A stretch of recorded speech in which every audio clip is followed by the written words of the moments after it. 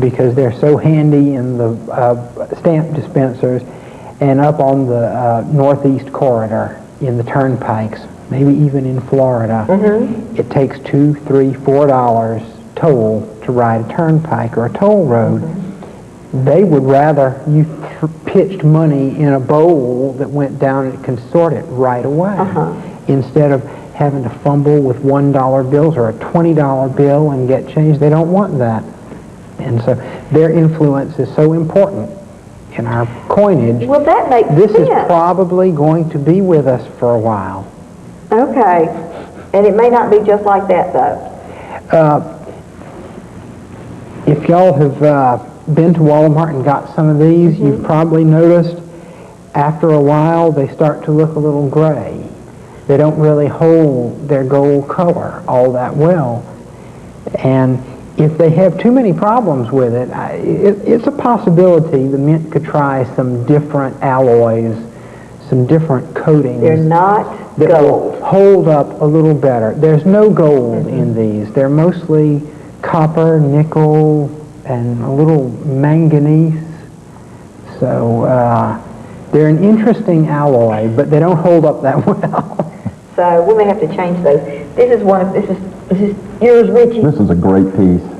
This is, as far as physical size goes, this is the largest legal tender coin in the world, and it's a coin. It is a coin. It weighs about 2.2 pounds, and coins are very popular in jewelry. I don't think this is something we'd want to set up in jewelry or carry around in your pocket, but this comes from Australia, and it's the Australian kookaburra, and it carries a $30 face value, but again, that's 2.2 pounds of silver, a wonderful piece. So, I mean, can you buy these at your place, at the show? You certainly, you'll see coins like this and similar to it. They just have a wonderful eye appeal, and there'll be all sorts of coins like this. Other than U.S. coins, there's quite a few what we would call foreign coins that are very popular. I have gotten some in change, and I'm assuming some of them are from Canada. I have one. I have absolutely no idea what it is. I just threw it in my drawer with my stuff that I keep and figured one of these days I would bring it to your store or something and say, what is this? Well, this and is it may not be a kid's toy. This is a great weekend to bring that coin out to the coin show. There'll be, again, experts from all over the country that could tell you exactly what it is and give you a fair market value. Do you see, now that we're having so many tourists, I'm going to bring up the stamps and the old $2 bill also. And the cards, I'm going to run out, and then I'm going to show my favorite one. Believe it or not, this has become my favorite. What was I going to ask you? Oh, with everything we have, the tourists and the people and all that, are we getting more of a variety of things, coins or bills or money? Do we, like, show up around here? Because I have no idea where I got this one strange coin. You know, we're seeing new currency redesigned. They just redesigned the 5 and the 10. You might have got some of them with the new large portraits. Yeah. And a few years back, they redesigned first the 100, then the 50, then the 20. And lately, with the amount of tourism we've been receiving from East Texas, Dallas area, they would get those way before we did. And in the last few years, as soon as they get them, we get them right away. I wonder why. But it means we get things much faster than we ever used to. Okay? So it makes it a lot more gratifying. I heard that it was, not going well with some of the vending machines, the new bills, because the machines were not reading the larger faces, I've heard about that. Everybody's got an excuse, don't they? I'm telling you, the Coke machine don't work. Oh, it's just the money. Use the gold dollars, and don't use the gold dollars, or use an old bill, or it is ridiculous. Right. One of these days, hold on to your money because we're not going to need money. We're all just going to be using this electronic stuff. Well, that's a real possibility. I'm not going to take this out, and I don't know if you can get this, Bernie. Can you? This comes every year. When was this? This comes every year. This was issued in 1995. It was issued in 1995 to commemorate the Special Olympics, and the lady who's been the motivating force behind the Special Olympic movement in this country, Eunice Kennedy Shriver. And for some reason, they let a very realistic portrait of her appear on this coin. Very, it is not flattering, to say the very not least. very flattering. Ugly. But she's done a lot of beautiful work, and her mission and her objectives are beautiful. Have been so outstanding. She's not afraid to just show it all, right? I tell you, and she does too. Old money. You have people who collect old money. I think they have. Do y'all have the $2 bill in where we can see it? There'll be lots of old money this weekend for people to see, and this particular note is a $2 battleship note issued in 1914, and it has a wonderful portrait on the back of the note that we're looking at now of the USS New York, which was a sister ship of the battleship Texas. And our old and antique currency had such wonderful character. This one is kept very well. That one's in superb condition, really nice. Considering that these were heavily circulated. It was a $2 bill, one of the smaller denominations, and usually saw lots of wear. And this was right towards the tail end of what we term large size currency. As you can see, this is much larger than what the size of the currency we use today. But just wonderful, wonderful eye-appealing character. There's nothing funny about that one. How much is this one? Well, this particular note is in the $600 range, and actually some of the early currency can be worth several $1,000s. And people, collectors. People collected these, and who so knows, maybe somebody's parents or grandparents tucked a few of these away. Oh, they always say, never throw anything, go look through all those old boxes. Those old sea chests, you know. Sea chests and everything. And the stamps. I like stamps. Y'all have that, Eric? There'll be a great variety of stamps, U.S. and foreign. This particular sheet was issued in 1976 to commemorate the statehood flags. That's a wonderful sheet. This is, people will be able to see stamps like that this weekend at the trade show. And older stamps. And these aren't typically stamps that you're going to see used on envelopes anymore. No, well, stamps change. Yes, they do. It seems like every week. Is that just for stamp collectors? I mean, when I was a kid, way back in the olden days, you know, as my daughter once said, when the dinosaurs roamed the earth, was it mostly water? Not quite that old. But speaking of dinosaurs, we'll get to that story. But stamps change. It's the big deal now is to put something or someone on stamp. Are collectors the motivating force behind all this? Well, they've had something to do with it, but general public, remember the Elvis stamps? Yes, I remember. Everybody I have some. saved those. And so there's a lot of variety, and I think the Postal Service makes a lot of money by selling stamps that people don't use on postage, and so there's the profit motive too, but it's commemorative, and you know, a lot of variety. So if you have stamps, don't do like I did. Some of my Elvis stamps I stuck in a drawer, and something happened to them. Okay. They got a little moist. Some of them are little stamp things. Well, they're going to be permanently stuck. They're going to be permanently not any good. Correct, but I kept them because, you know, I like Elvis. And who knows, I may pull them apart one day and use them on something.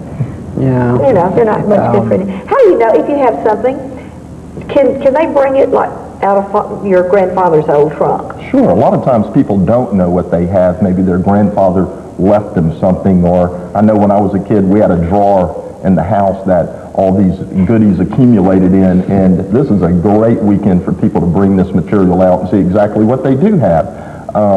It's somewhat like the Antique Roadshow, where you can bring these things out and have an expert look at it and render an opinion as to value and collectability. So this is just the perfect weekend to find out about those things. What if you have one something that you know belonged to a set? I mean, I'll give you an example. I happen to have one cup and one saucer that came from somewhere. I won't tell where I got it. But anyway, I got it. It's fine. Now, I only have one. There has to be a set somewhere. But it's like an oriental design cup and saucer. when people have a one-piece item like that, maybe they don't know what you have the feeling that it belongs to. You can come and find out what the set look like. You might be interested in putting together the set or acquiring some more. No, I would just soon let somebody else who just needs one have it. That's the other end of the equation too. You know, there's somebody out there who needs that one thing. Well, it's a strange thing. When you hold it up like you're drinking tea, and it's a very dainty looking thing, and as the light hits the cup from the bottom, there's a picture. Right. It's weird. It's weird. We've seen that before. It's a type of artwork, and I've seen that in some of the Japanese collectibles before. I'll bring this one down and have this. Okay. Somebody may want this. Very interesting thing.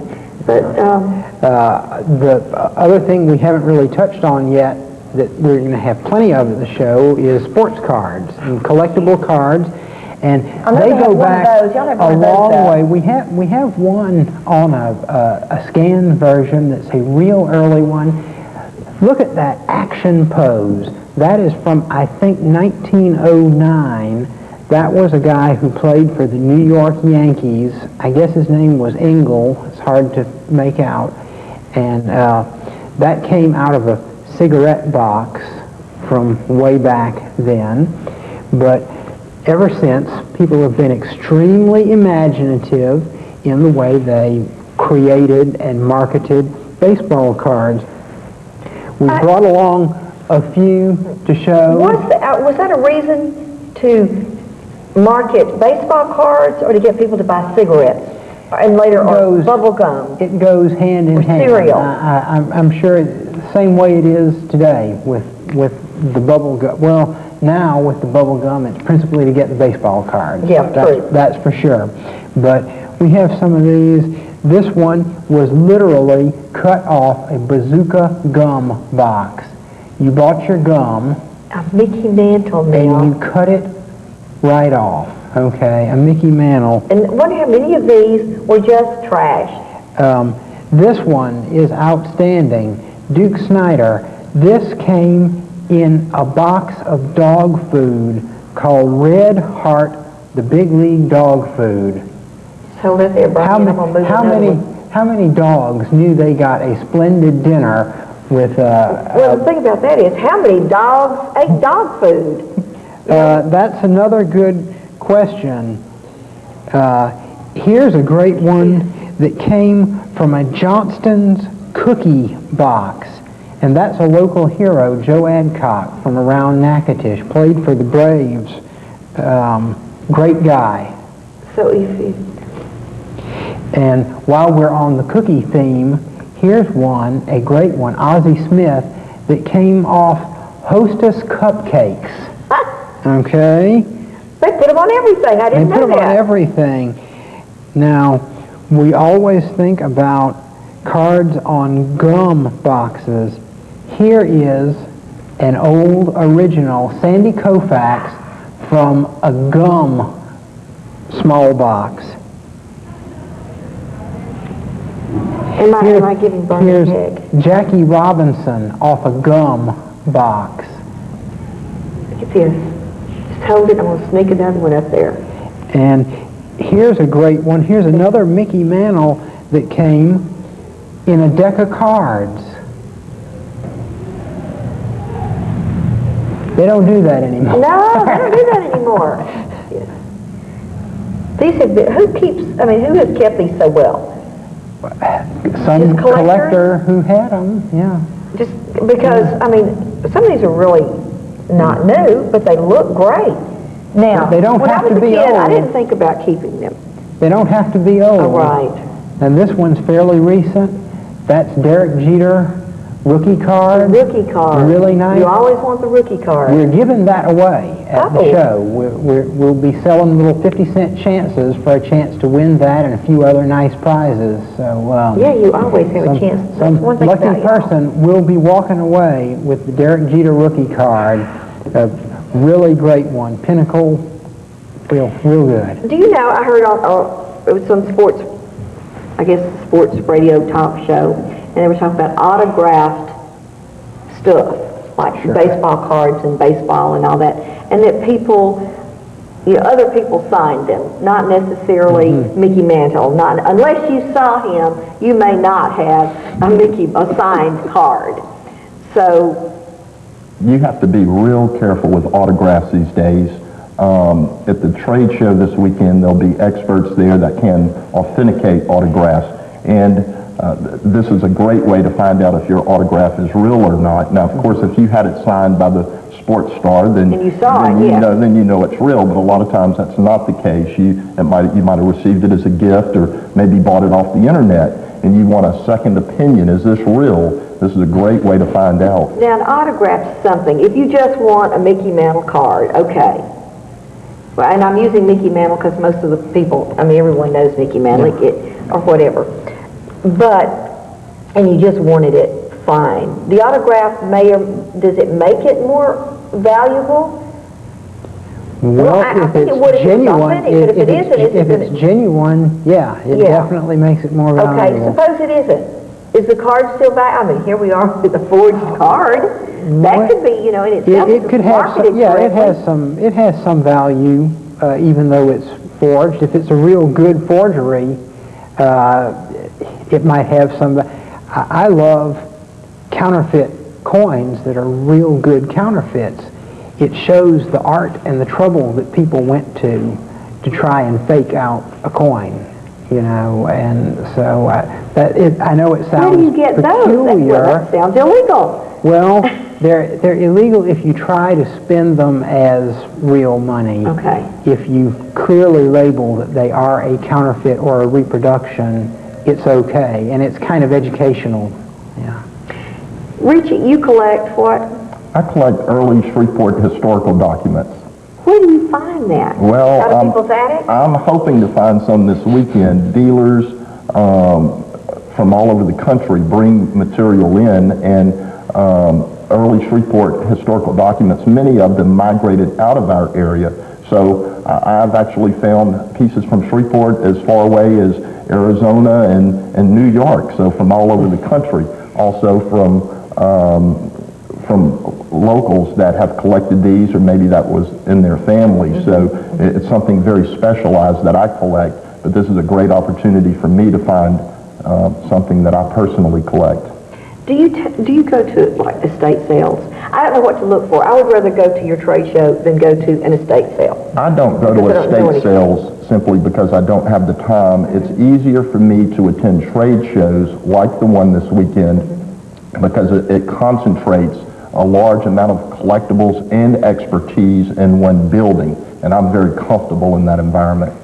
I would be too. And they throw in a little jewelry here and there too. Yeah, you'll see some jewelry and, small, unexpected things that might just... Yeah, I was trying to give you a little bit of everything that you might see there, but like you said, there's going to be something that you can't mention because there's just somebody's going to come You up. don't know it till you see it. That's right. And people from different parts of the country may be collecting someone else that we don't know about yet. That's right. Yeah. But it's going to head our way. I know it is. Now, the most unique thing that Richie has seen that people collect. Well, this has been very popular, and a naturally existing mineral is coprolite, and we know that to be fossilized dinosaur dung, and it actually has a nice eye appeal to it, and it has been very popular and very unusual. And people want that. People do want this. Where does it come from? Well, it's primarily found around the nesting sites in China. That's where a large amount of this material has come from. Okay. So if you're into, are you going to have any of that here? I'm sure there will be. I just want to see it. I don't want to keep it. I'm sure there will be some fossils at this trade show. There usually is. Well, and little bit whole egg, dinosaur egg, or just little bits of egg shell. They're certified as authentic fossilized dinosaur egg. And when the movie Jurassic Park came out, people got real interested in bugs in amber. And there's quite a bit of that floating around. Amber is very beautiful, you know, yes. even bugs and all. Even with a bug in it. Okay. 29th, 30th. What time? We open at 9 o'clock each morning. Did we do a graphic for that? Okay, 9 o'clock every We're day. 9 till 6 on Saturday and 9 till 5 on Sunday. Bossier Civic Center. And you can see anything you can imagine, probably. And if you have something you want to ask them a question about, bring it. Somebody there will tell you about it. That's right. We'll have plenty of dealers there. Happy to look at the things you bring and, you know, just give you the information, maybe give you a quote if you're interested in selling it. A lot of people just aren't interested in selling. It's a keepsake, but you feel better knowing more about it. Yes, you do. It's fun. It's family-oriented. There'll be something for everyone. And you can take a chance. You could win something, too. You can. There's no admission. It's free to get in. And there's hourly door prizes, and that's always a lot of fun. It is a lot of fun. Take a chance, because you might do it. Thank you so much for coming back again. And we'll see y'all next year, but we'll see you this weekend at the Bossier Civic Center. It's the Arklatex 2000 Coin Stamp Card Exhibition. Am I close? Real good. Real good. It's Mr. Odom and Mr. Self and all these other wonderful people. Thank you for being with us on Coffee Break.